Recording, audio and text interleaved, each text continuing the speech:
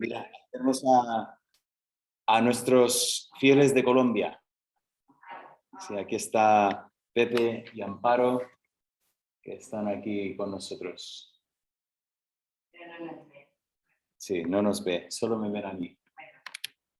Bien, pues oremos y vamos a comenzar. Padre, una vez más, al venir a este momento en que abrimos las Escrituras, rogamos que nos des entendimiento para entender correctamente tu palabra y, como siempre, que recibamos el provecho que tienes para nosotros en ella.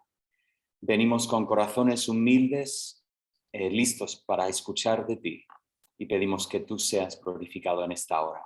En el nombre de Cristo lo pido. Amén. Muy bien, pues contentos de poder estar aquí en este día y volver una vez más al libro de Eclesiastés. Y un poco para poner el trasfondo de lo que hemos visto que este libro fue escrito por el rey Salomón, aunque no encontramos un nombre físicamente presente en el libro. O sea, en ningún momento del libro encontramos como, por ejemplo, lo que encontramos en Proverbios. En Proverbios dice los proverbios de Salomón, tal, que nos lo presenta así. Incluso en el libro de Cantar de los Cantares, que Dios mediante vamos a empezar a mirar la semana que viene, allí vemos que, bueno, nos menciona, por lo menos el nombre Salomón aparece en la boca de la Sulamita, y entendemos que son los cantares, bueno, de hecho el título es El Cantar de los Cantares de Salomón, o sea, tenemos su nombre en el título del libro, pero tenemos que recordar que el libro de Eclesiastés comienza y no menciona al rey Salomón por nombre, pero nombra que el libro proviene de Coelet, o nosotros tenemos en nuestra traducción, dice, el predicador. La palabra tiene que ver con el convocador, el que convoca la reunión, el que llama a la gente para venir. De allí tenemos el pensamiento predicador, aunque predicador no es exactamente el concepto ahí, pero no está mal tampoco. Pero ¿quién es este Coelet? ¿Quién es este predicador? Nos dice tres cosas. Nos dice que es el hijo de David. Mira, ya aparecen más personas. Tenemos a Patricia y Ana María, que están perfecto. Nos dice que es el hijo de David. Nos dice que es el rey en Jerusalén y nos dice que es el rey sobre Israel. Ese tercer punto es muy importante. ¿Recordáis por qué? Hubo muchos hijos de David, todo un linaje de personas que eran hijos de David, miles incluso si vamos con el tiempo. Rey en Jerusalén, también bastantes. Tenemos pues esa larga lista de nombres, todos eran reyes en Jerusalén. Pero este tercero, ¿por qué es importante? Rey sobre Israel. Porque después de Salomón tenemos la división del reino y a partir de este momento los hijos de David reinan en Jerusalén, pero sobre Judá, no sobre Israel. Por lo tanto, si tomamos en serio lo que dice Coelet, tenemos que entender que es Salomón. No hay otro personaje que encaje en este molde que nos da para él. Entonces, tenemos un libro escrito por Salomón, tenemos un libro que a primera vista parece un libro un poco pesimista, sobre todo depende de la traducción, porque hay traducciones que dicen absurdo, todo es un absurdo. Bueno, si empezamos así, que todo es absurdo, pues ya nos parece bastante pesimista.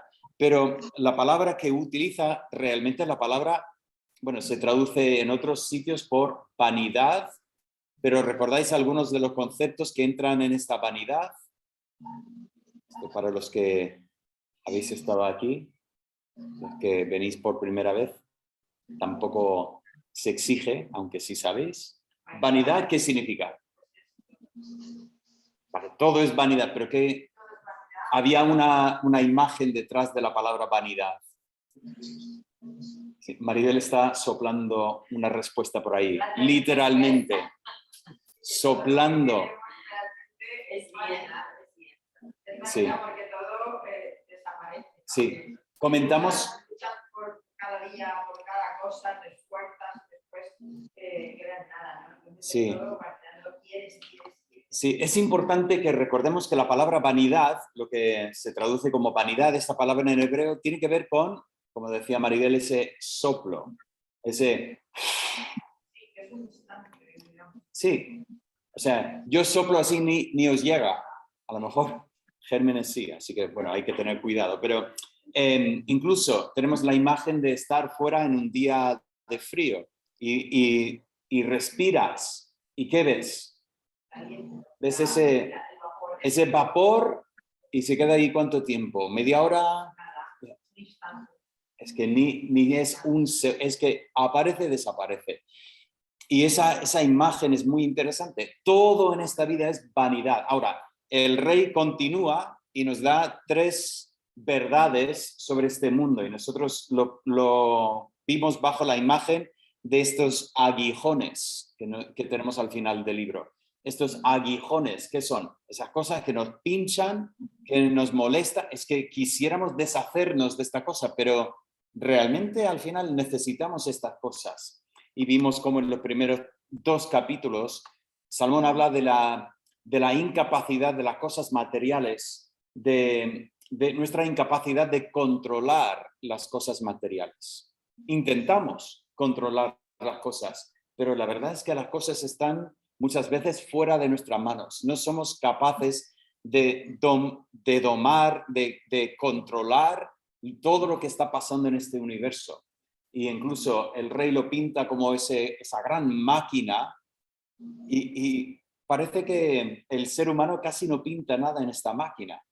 Dice, el sol se levanta, se pone y vuelve a levantarse y nosotros ¿qué pintamos en ese proceso? Nada.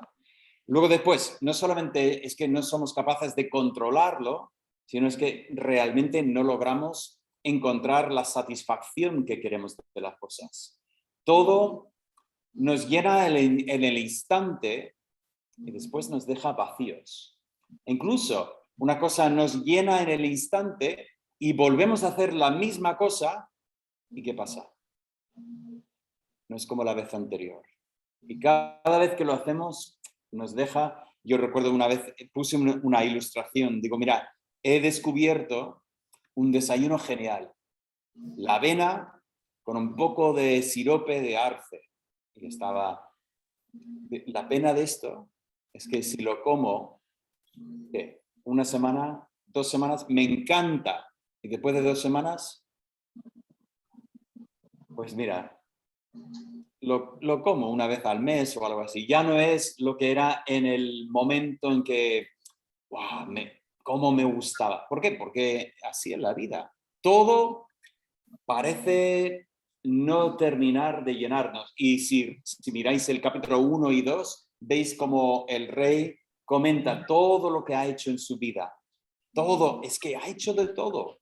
Riquezas, logros de construcción, sabiduría, ha mirado, ha investigado en todo y todo de alguna forma le deja vacío. O sea, nada le puede llenar el corazón. Y finalmente termina el 2 hablando de la muerte.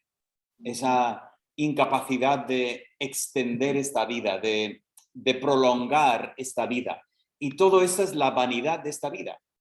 Y sin embargo, en el capítulo 3, si recordáis, ahí vemos ese capítulo que coge estos 3 temas y mete a Dios en la ecuación. ¿Quién es el que realmente controla todo lo que está pasando en este universo? Es Dios, nosotros no. ¿Quién es el que realmente puede satisfacer al hombre? Dice que Dios ha puesto eternidad en sus corazones. Con razón que cuando echamos todo lo material no termina de llenar ese hueco que solo puede ser satisfecho con algo que es eterno. Y finalmente, ¿qué pasa con la muerte? ¿A quién vamos a ver más allá de la muerte? es Dios. Habrá un juicio y tendremos que ver a Dios. Así que el capítulo 3 realmente junta todos estos pensamientos y dice, claro, cuando contemplamos el mundo bajo el sol, vemos que todo es vanidad, pero cuando nos permitimos el lujo de ver el mundo incluso más allá del sol, no es absurdo que el rey nos diga, lo mejor que podemos hacer es alegrarnos y gozar. ¿Por qué? Si no tenemos a Dios en el cuadro, es muy difícil imaginar que ese mundo de vanidad podría llevarnos a tener alegría y gozo, ¿vale? Pero Dios aquí en este cuadro cambia las cosas y el resto del libro pues contiene consejos, sabiduría a la luz de estas verdades que hemos visto ahí.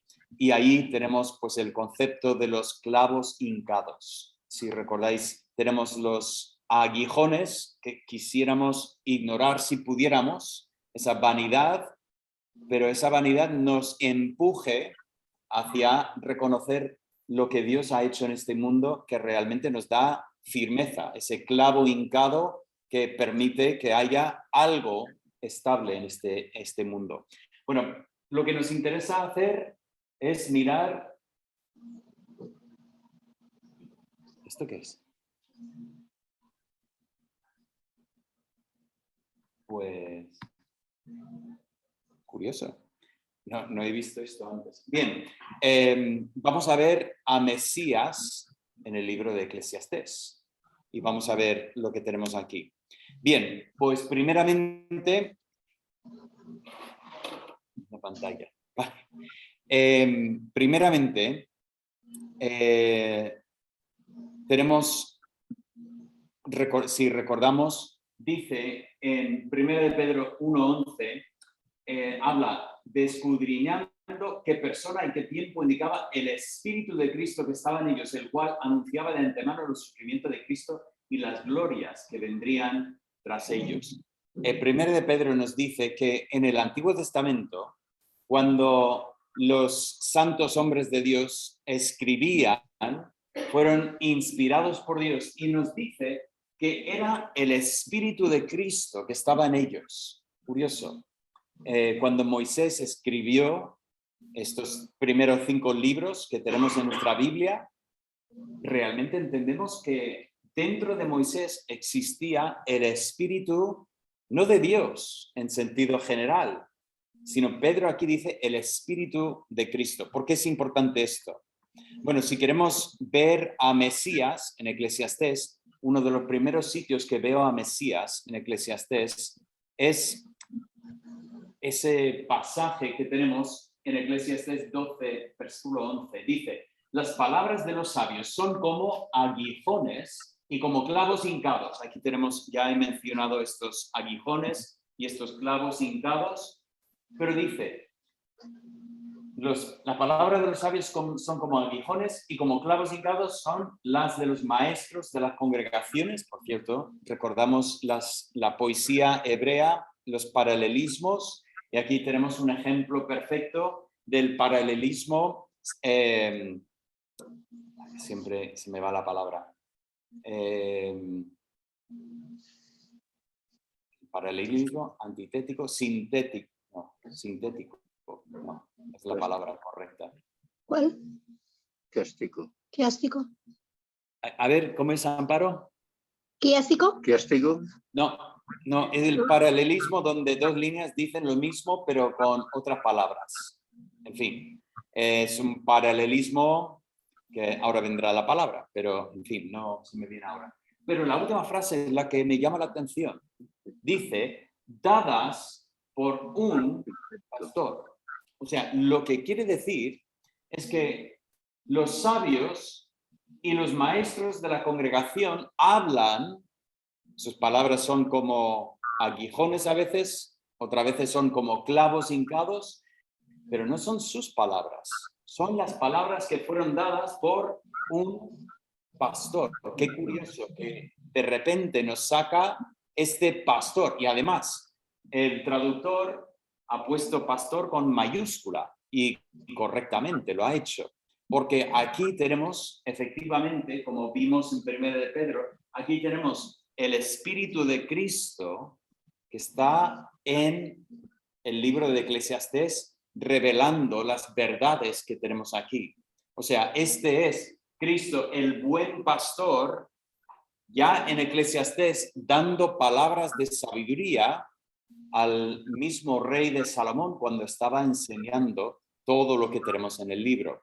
Así que si empezamos a buscar Mesías en el libro de Eclesiastés, el primer sitio donde veo a Mesías es la fuente de donde sale la enseñanza de este libro de Eclesiastés. ¿Vale? Ahí empezamos. Pero vamos a continuar. Encontramos en el capítulo 7 dos versículos un poco curiosos. Dice, he aquí que esto he hallado, dice el predicador, pesando las cosas una por una para hallar la razón. Lo que aún busca mi alma y no lo encuentra.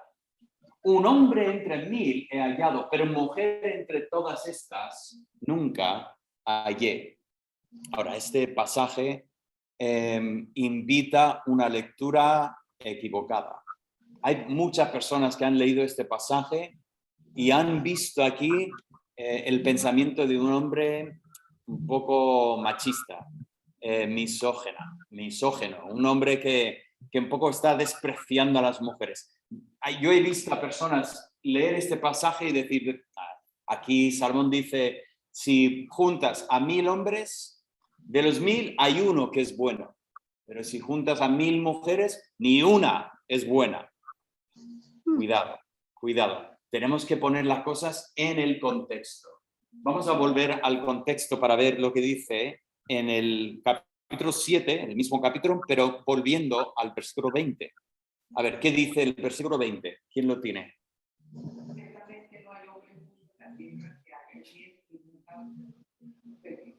Vale.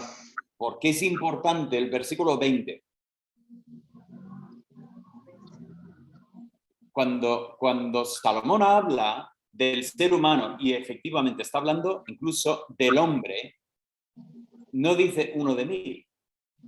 Dice categóricamente, no dice que es difícil encontrar un hombre bueno.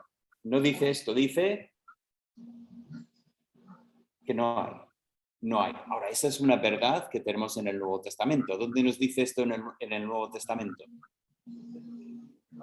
En Romanos 3 nos dice, no hay justo ni aún uno. Ahora, eso es una verdad que nuestra cultura lucha para intentar derribar, ¿verdad? Siempre, bueno, si alguien vuelve a defender, pues que hay personas buenas, en el fondo, solo es su contexto que les lleva a hacer cosas malas, pero en el fondo, incluso hay muchos que van a decir, todos son buenos. ¿Qué os parece? ¿Interesado ese pensamiento? ¿Hay un interés personal en decir eso? Claro, si todos son buenos, ¿qué soy yo? Yo soy bueno también. Y es una forma de calmar la conciencia. Siempre recuerdo lo que decía Cristo, porque los fariseos estaban un poco, estaban buscando cualquier excusa para atacar a Jesús y sus discípulos, y ven que los discípulos empiezan a comer sin lavar las manos. Es un momento que eso es impensable para un judío. Un judío tiene que lavar las manos, no por higiene. Se lavaban las manos por un rito ceremonial que decían, claro, el pensamiento era, si tú comes y tienes las manos sucias, pues lo que comes te va a ensuciar a ti.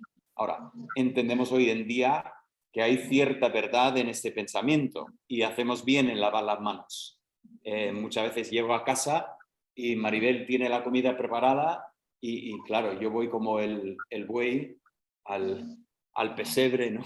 Y dice, ¿has lavado las manos? Y claro, digo, sí, ayer me parece que esa contestación no vale, ¿no? Y hacemos bien en lavar las manos.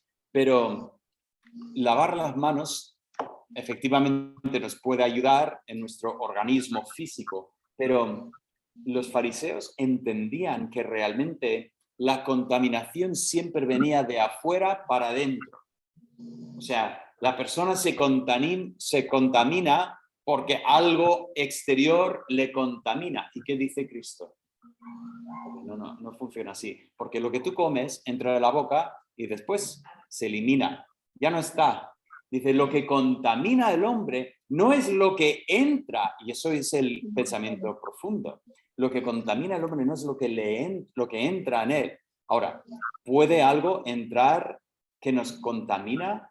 Oye, ¿podemos ver cosas con nuestros ojos que contamina? Claro, por supuesto que sí. ¿Podemos escuchar cosas que contaminan? Sí. ¿Podemos estar en sitios que contaminan? Sí. Pero Cristo dice, esto es secundario. Lo que primeramente contamina al hombre no es lo que entra, es lo que sale. ¿Dónde está la contaminación?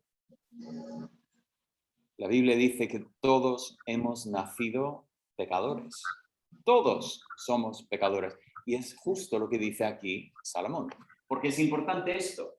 Porque tenemos que entender cuando él dice que buscando entre 1000 hombres encuentra uno, no está hablando de sí mismo. Tampoco está hablando de su mejor amigo. Realmente tenemos que tomarlo en el contexto del capítulo, y lo que está diciendo es que no hay ninguno que es perfecto, pero ojo, entre 1000, y ese número está hecho para decir entre todos, o sea, un gran número, hay uno. Y yo pregunto, ¿quién es este uno que realmente es el que realmente, pensando las cosas, lo que aún buscan no lo encuentro? Un hombre entre 1000 he hallado. ¿Quién es este hombre que entre muchos encuentra solo uno que realmente no es como él ha dicho, todos son? Y os digo, este es Mesías. O sea, podemos leer este pasaje y tristemente hay personas, como he dicho, que salen de ahí con el pensamiento, está diciendo que las mujeres son peores que los hombres. No está diciendo esto. Lo que está diciendo es, todos somos pecadores, pero hay un hombre que es la esperanza de la humanidad. ¿Quién es este hombre? Pues lo encontramos en la primera página de nuestra Biblia. Cuando el ser humano peca, ¿qué es lo que Dios promete a Eva? Un día nacerá de ti ese simiente de la mujer que un día va a chafar la cabeza de la serpiente, va a deshacer lo que es esta maldición sobre esta creación, que es lo que produce toda la vanidad que vemos alrededor de nosotros. Esa esperanza que aparece en Génesis 3 vuelve a aparecer en Génesis 12 y Génesis 15 y Génesis 18, cuando Dios habla con Abraham y dice, Abraham, te voy a dar esta tierra. Bonita promesa. Voy a hacer de ti una nación. Muy bonita promesa para un hombre que no podía tener hijos. Dice, pero no solamente vas a tener una tierra y una nación, sino de tu simiente habrá uno que es de bendición para todas las familias de la tierra. Aquí tenemos la promesa del uno entre 1000, uno que es distinto de los demás, el único que realmente puede traer bendición a la humanidad, porque por primera vez andará un hombre sobre la faz de la tierra que no es pecador, como decía el versículo 20, uno que es justo en la tierra, que haga el bien y que nunca peca. Este es el uno entre 1000 que nos presenta aquí Salomón. Pero lo que quiero hacer con el libro de Eclesiastés es hacer esto. Imaginar que el libro de Eclesiastés es como un rompecabezas, un puzzle. Y tenemos aquí, esto es el momento de sacarlo de la caja, eso es fácil, ¿no? Que no son 1000 piezas ni nada, eso para los niños. Pero estos son los temas de Eclesiastés, ¿vale? Y empezamos a hacer el puzzle. Vamos a hacer el puzzle. Y el libro empieza con la vanidad. Bueno, ahí siempre hacemos con las esquinas, ¿no? Buscas la esquina. Vale, empezamos con la esquina. La vanidad, todo es vanidad. Y seguimos leyendo en el libro, encontramos que realmente sí decimos, pero ¿por qué es vanidad? ¿Por qué es todo vanidad? La respuesta, el pecado. Dios no hizo este universo sujeto a la vanidad y un día este universo, esta creación será libertada o librada de la vanidad. Eso lo encontramos en Romanos 8. Qué bonito momento. Dice que hasta ahora la creación está gimiendo, pobre creación, sufriendo bajo la maldición que el ser humano ha traído sobre ella. Pero la respuesta, ¿por qué hay tanta vanidad? El pecado, claro está. Encontramos que toda esta vanidad y el pecado nos lleva a entender que incluso hay vida después de la muerte. O sea, no es solo que tenemos que morir, sino que después de esta muerte tenemos que dar contestación ante Dios. Qué fuerte el pensamiento, ¿no? No solamente tenemos que aguantar vanidad en esta vida, sino somos responsables ante Dios por todo lo que hacemos en este mundo.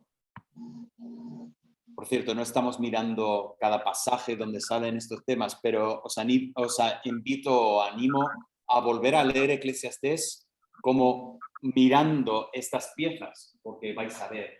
Y en esta vida después está el juicio.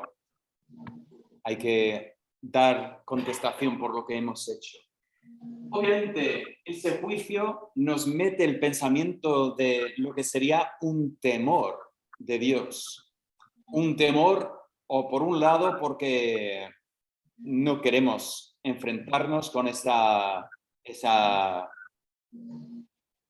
juez de la tierra que es perfecto y justo, o sencillamente porque entendemos la importancia de quién es este juez. Es el que ha visto todas las cosas y el que es el creador incluso del universo y tenemos que dar cuentas ante él.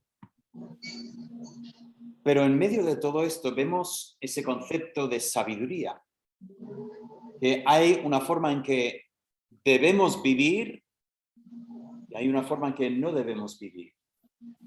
Y esta sabiduría realmente está vinculada con ese temor de Dios que nos permitirá enfrentarnos con este juicio de otra manera. Esa obediencia, entonces, es lo importante. Esta obediencia a lo que es la sabiduría que Dios ha revelado. Y para mí la pieza final del puzzle es ese concepto de gozo, que podemos vivir en este mundo con gozo. Digo, es completando el puzzle, porque es curioso, porque no me encuentro capaz de realmente hacer esto. O sea, vivo en un mundo de vanidad y hay pecado, incluso hay pecado en mí. No solamente es culpa de los demás, yo también tengo culpa. Y un día yo también, cuando termine mi vida terrenal aquí, voy a tener que estar ante Dios. Y si yo tengo que responder por mi vida, por mi cuenta, yo solo ante Dios, yo tengo un grave problema. Porque realmente no he vivido con el temor correcto, ni he obedecido la sabiduría de Dios y por lo tanto lo que encuentro en este cuadro no es gozo. Lo que yo encuentro en este cuadro se queda por aquí, en ese temor. Pero notáis que falta una pieza en este puzzle. La última vez no hacemos puzzles muy a menudo. Hemos hecho en varios momentos de la vida, sobre todo con los niños cuando eran más pequeños. Pero el último puzzle que me acuerdo de hacer, llegamos al final.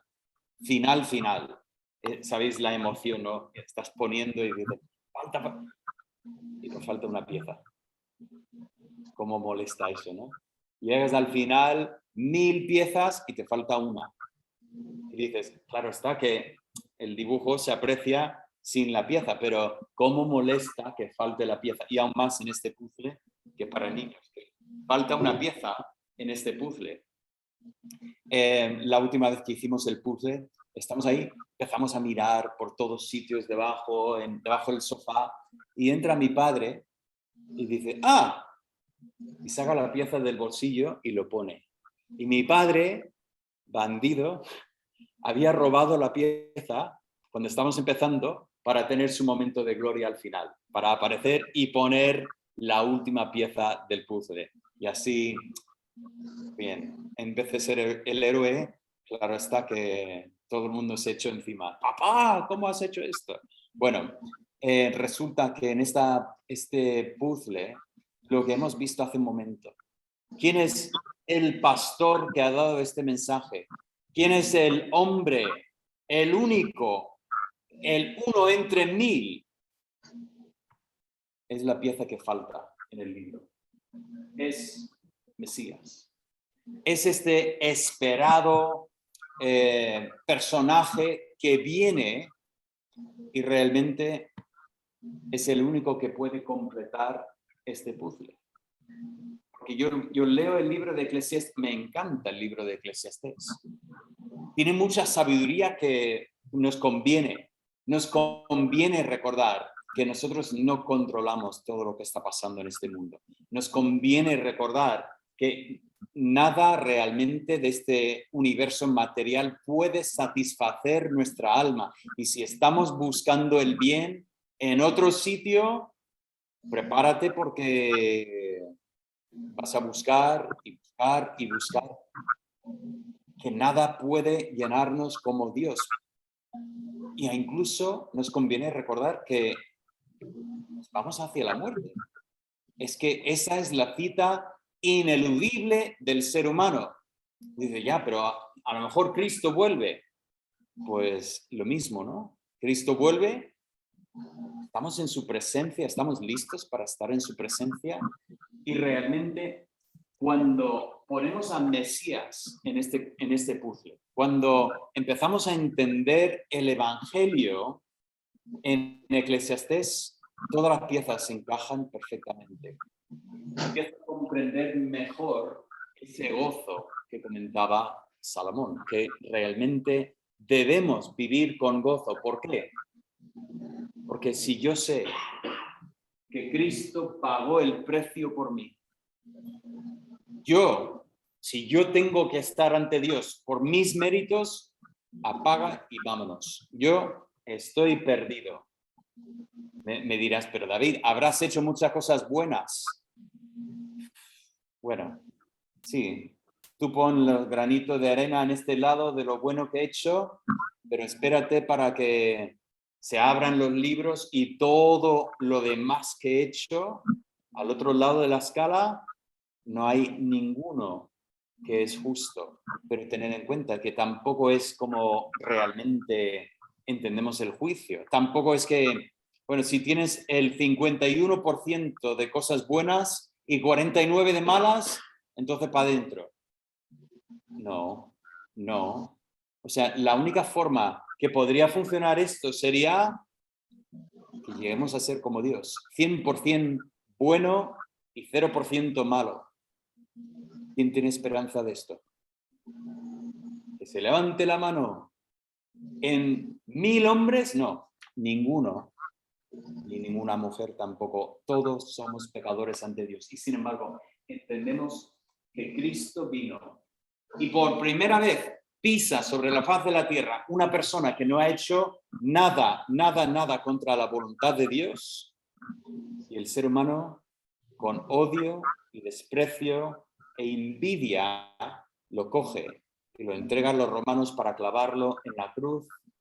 Y allí, colgado en la cruz, clama, Dios mío, ¿por qué me has abandonado? Cristo sufre bajo el juicio, no el que merecía él, sino el que merecemos nosotros. Vicente, encantado. Sí, ¿vuelves o...? Ah, bien, perfecto. Por primera vez, un ser bueno sufre la muerte y lo hace en nuestro lugar. Y no solamente sufre en nuestro lugar, sino que en él podemos recibir el Espíritu Santo que mora en nuestros corazones. Y el ministerio del Espíritu Santo es para revelar pecado, justicia y juicio. Esta es la obra del Espíritu Santo. El Espíritu Santo empieza a obrar la perfecta sabiduría de Dios en nuestras vidas, de tal forma que nuestras vidas empiezan a coger una forma que no somos nosotros, es Dios en nosotros. Y el resultado, efectivamente, debe ser gozo. Después de todo, ¿qué dice Pablo a los Gálatas? Mas el fruto del Espíritu es amor, gozo, paz, paciencia, benignidad, bondad, fe, mansedumbre, templanza.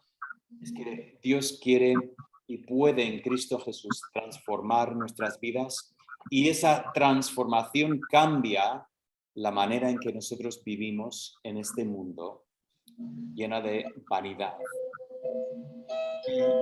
Siempre quiero enfatizar que la vida no deja de ser vanidad cuando conocemos a Cristo. A veces las personas hablan en términos así, que si no conoces a Cristo, este mundo es vanidad. Debo decir que incluso cuando conoces a Cristo, tienes que sufrir la vanidad de este mundo.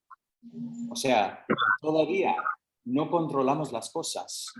Nos van a pasar cosas que nosotros no hubiéramos elegido, ¿verdad? El año pasado, o hace 2 años, le pasó algo a Nidia que seguro que no era lo que Nidia escogería, elegiría. Quiero sufrir ese derrame, quiero estar en el hospital. Eso no es algo que nosotros elegimos. Nos pasan cosas que están fuera de nuestro control. Todavía tenemos que luchar en este mundo, porque es verdad que muchas veces nos podemos sentir ese vacío, podemos luchar por sentir propósito o lo que realmente es nuestro lugar en este mundo. Hay momentos que pasamos por dificultades así, y efectivamente la muerte aún queda ahí. Bonito sería, ¿no?, que aceptas a Cristo y ya no vas a morir, pasas directamente a la presencia de Dios, no tienes que pasar por el valle de la sombra de la muerte, como dice el salmista, pero tenemos que pasar, y a veces no es fácil pasar por la muerte. Todos quisiéramos tener una muerte rápida, fácil, bonita, en un instante ya te vas sin sufrimiento. Nadie de nosotros quiere sufrir, pero igual nos toca. Nos toca sufrir y pasar por momentos muy difíciles. Cuidado, esa vanidad existe. Tenemos que luchar con la vanidad. Pero qué bonito tener a Mesías que borra nuestros pecados, nos da una relación con Dios y permite que incluso en la vanidad, yo creo que esa es la pieza que más me interesa, ese vínculo entre el gozo y la vanidad. Qué testimonio para el mundo cuando nos ven vivir en la vanidad y nos ven vivir con gozo. Y el mundo nos mira y dice, no te entiendo. Si me llega a pasar a mí lo que te ha pasado a ti, yo maldigo a Dios y a todo el cielo. No comprendo cómo puedes vivir con gozo. Qué testimonio que realmente puede obrar Mesías en nosotros, si es que nosotros ponemos nuestra fe en lo que Él ha hecho por nosotros. Así que ahí es donde yo veo a Mesías en el libro de Eclesiastés. Efectivamente es casi como, bueno, vemos indicio de Él en estos 2 pasajes, no se le nombra específicamente, pero yo creo que es Mesías. Realmente estos 2 pasajes es lo que realmente da continuidad al libro entero Mesías. Padre Santo, damos gracias por tu palabra, lo que nos enseñas en ella, Y Padre, Padre, sobre todo te damos gracias por Mesías, porque como hemos visto en esta tarde, si tuviéramos que depender de nuestra propia justicia, no tenemos ninguna esperanza. Nosotros sería imposible que hiciéramos nada que vemos en Eclesiastés, esta sabiduría que vemos aquí, ese gozo que vemos aquí, esta obediencia, todo estaría fuera de nuestro alcance. Pero gracias que no estamos solos, sino que nos has mandado al Salvador y el Salvador incluso nos ha mandado el Espíritu Santo para morar en nuestros corazones, para guiarnos en toda la verdad. Ayúdanos, Padre, a vivir todos los días confiando, buscando esta sabiduría para que tú seas glorificado en nuestras vidas. Padre, esperamos aquel día en que o bien por la muerte o por la venida de Cristo podremos estar en tu presencia. Y ahí en este momento gozaremos de esta comunión perfecta contigo. Pedimos, como nos mandas en tu palabra, ven, Señor Jesús, pero danos paciencia para mantener nuestro testimonio en estos días que nos has dado aquí en esta tierra, para que tú seas glorificado en todo. Lo pido en el nombre de Cristo. Amén. Amén.